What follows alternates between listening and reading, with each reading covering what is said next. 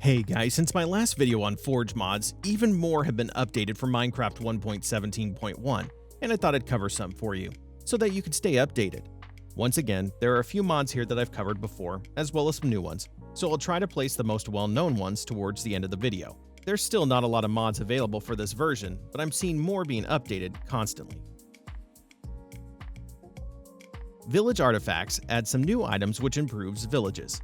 There's the Oblivion Stone, which can be used to upgrade iron golems. The Amulet can convert pillagers into town guards, and the War Emblem can be used to summon a pillager. There's also some new items that affect trading, like the Rough Emerald Shard, which will unlock trades that have a red X, or the Grimoire of Lost Merchants Guild, which can level up villagers' profession without trading. All these items have recipes of their own, so make sure to use something like just enough items. Guard Villagers also changes villagers, as it will cause a group of guards to spawn in every village, either with a sword or a crossbow equipped. They're great for defending raids, or just killing any zombies in general. You can even turn nitwits into guards by giving them a sword or crossbow. Enchant with Mob adds the Enchanter, a mob that you might recognize from Minecraft dungeons. You'll find them spawning during raids in villages, where they will enchant some of the pillagers to give them higher damage and resistance, so it might be a good idea to focus them in a fight. When killed, they can drop books that you can use to enchant mobs of your own. Paintings ++ adds lots of new paintings to the game, with a few different themes, and of different sizes. There are some which show different mobs, and even ones which look like emergency exits. One of the best features of this mod is when you go to place a painting, an interface will show up showing all the options available, and you can just pick one. Global XP gives a way to store your experience, which can be done using the XP block. You can craft it from 8 iron bars and a single emerald, with the block being placeable in your world. Sneak and right-click to store experience, and just right-click to retrieve it one level at a time. It's shareable between other players in your world too. The XP block can also pick up orbs from the ground, and you can see the stored experience by hovering over the block. Just a Raft mod adds rafts to Minecraft, which work as an alternative to boats. There are 6 different rafts which can be crafted representing each wood. To craft them, you'll need just 3 logs and 4 string. They work the exact same way as boats. You can sit on them, ride them through water, and they move at the same speed. Extra Armor adds so many sets of armor to Minecraft, made from all sorts of materials from the vanilla game, with there being around 30 sets in total. There are sets made from wood, cactus, bone, quartz, glowstone, slime, and more.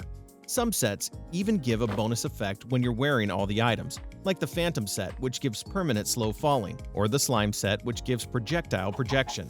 With Minecraft 1.17, the mod includes 2 new sets, which are made from copper and amethyst. Lava monsters are hostile creatures that you'll find spawning in lava, so the best chance of finding them in the overworld would be to look in caves. They'll attack you on sight and spit fireballs at you, similar to a blaze. You might struggle to kill them, and don't let them wander too far, as they'll set any blocks they walk on fire. The Veggie Way allows you to play Minecraft and eat foods without having to kill any animals. And there are also being options provided for a vegan-styled playthrough. There's new tools like the knife, rake, and scraper, which lets you obtain ingredients.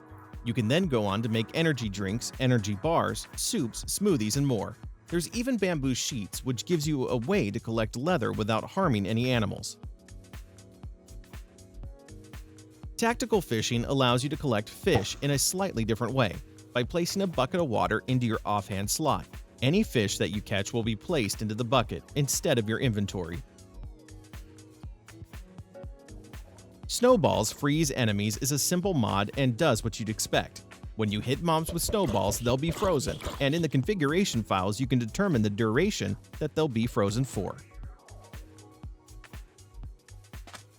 Dash is a new enchantment which can be applied to your boots. You can find it in ways you'd expect, inside of chests, from fishing, or even trading. Once you have the enchantment applied, you can press the R key by default to dash in the direction you're facing. Aquaculture 2 has been mentioned a few times on my channel. and overhauls the fishing system. It starts by adding over 30 new fish which you can find in different types of water, such as swamps, Arctic oceans, and freshwater areas. And some of the new types of fish includes catfish, cod, tuna, and jellyfish. The mod also adds new fishing rods which can be upgraded in a tackle box, so they can be equipped with hooks and bait to make fishing a bit more immersive. You can obtain the new Neptunium armor and show your catches on a wall. Everyone knows about Iron Chests, a mod which allows you to upgrade chests between different tiers which dramatically increase their storage. A standard wooden chest can repeatedly be upgraded so that it moves between iron, gold, and diamond and obsidian tiers. The diamond, obsidian, and crystal chests all offer 108 extra slots. Scuba Gear is a new set of armor which doesn't have a crafting recipe. Instead, you can obtain it by killing drowned, as the ones that spawn near ocean monuments have a chance to spawn wearing it. Each piece has its own ability, and you'll have negative speed when you're on the surface and wearing the set. The helmet will grant water breathing, the chest plate allows you to break blocks at regular speeds, the leggings increase swimming speed, and the boots allow you to walk faster on the ocean floor. Dungeon Crawl is a personal favorite of mine, adding some new dungeons throughout your world, which you can find spawning on the surface. They might look like different towers or even just a regular house.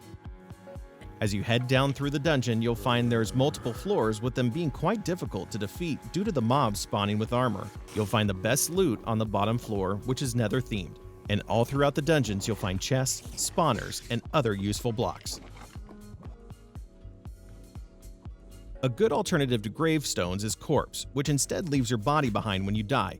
By pressing the U key, you can view your death history, where you died, as well as all the items you left behind. When you find it, you can interact with it to retrieve all your items, and the corpse will disappear. There's also a cool feature where it turns into a skeleton after an hour without any interaction. The Tool Belt is a wearable item which can be created from 5 leather, 2 string, and an iron ingot. You can equip the tool belt by pressing the V key and add items to it by holding down the R key. There are 2 slots included with the belt, but you can craft pouches and combine it with the belt in an anvil to increase the maximum amount of slots to 9. It's just a great mod overall, as it can hold any non-stackable item and should save you hotbar slots and time. Starter Kit allows you to determine some items that you'll spawn with when you first create a world. It's a mod that I've used countless times and makes for some great mod packs. That's the end of this video, and if you're playing on the latest version, hopefully you found some more mods to play with. If you're still on 1.16.5, I have a video planned soon to cover some more mods for that version. Make sure to subscribe if you want more mod videos like this one.